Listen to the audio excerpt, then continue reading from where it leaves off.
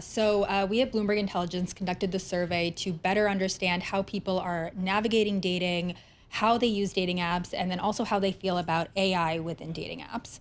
And so some really interesting findings. First, that specifically Gen Z tends to be single but not dating. Gen Z is what age again? 16 to 28. 16 to 28. All right, so I they're got single. 2 of my 4 are into that one. Okay, go ahead. And so they're not using the apps? They're not even dating, single and not dating. Oh. So Why?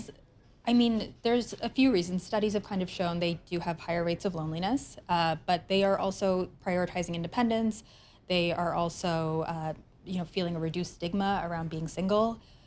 So it could really change dating patterns generationally. I can kind of say it. My son was on a dating app and then he stopped because he got tired of it, and and he's in that Gen Z kind of group.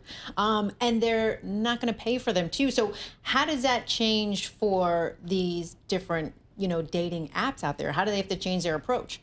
So right now, a lot of what we're seeing from Gen Z is that even though they are dating less, they are looking for long-term relationships. Those that are dating, they are looking to form meaningful connections. So, some of the products we've seen from these dating apps that really introduce AI are more around how to create a profile, how to make it easier to talk to people, using AI to generate prompts. That might not necessarily, correlate with what Gen Z is looking for in terms of forming a meaningful connection.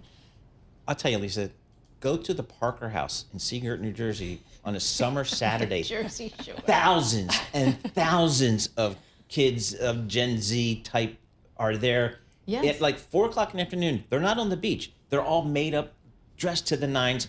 I think they're looking to meet somebody. I know. I've been there. I had to wait online because of that. So, I don't know what's going on. How about millennials? How do they fare? So millennials they kind of came of age during the time of dating apps. So a lot of dating apps are really created to target dating patterns of millennials. So millennials have a more favorable relationship with dating apps, and they also are much more comfortable with AI in dating apps versus Gen Z, which was surprising to us. Now, what about, people always forget about Gen X. Okay, the Gen X folks. You're Gen X? So what about Gen X? And then, my mom, single, she wants to find out about these apps. I'm telling you. What about the older generation? They're on dating apps. So they're on it. There are a lot of Gen X and baby boomers on dating apps, and there are a wide variety of dating apps to kind of address different age groups, different, things that people are looking for. So they're available. How does AI, I have to ask the AI question, because we had a guest on earlier about it. I walked out of there thinking AI is going to take over Wall Street. How about AI and dating apps? That, I would think, could be helpful to better select somebody who might be a good match or something. So we've seen dating app companies roll out a lot of AI products. I would say right now, it seems, at least based on our survey, that they haven't been that well received. It seems like people don't necessarily need AI to build a better profile. They don't need AI to help them engage in conversation. I think where it has been helpful is user safety, so to weed out profiles that are fake or potentially people who are sending harmful messages, and that is a common complaint.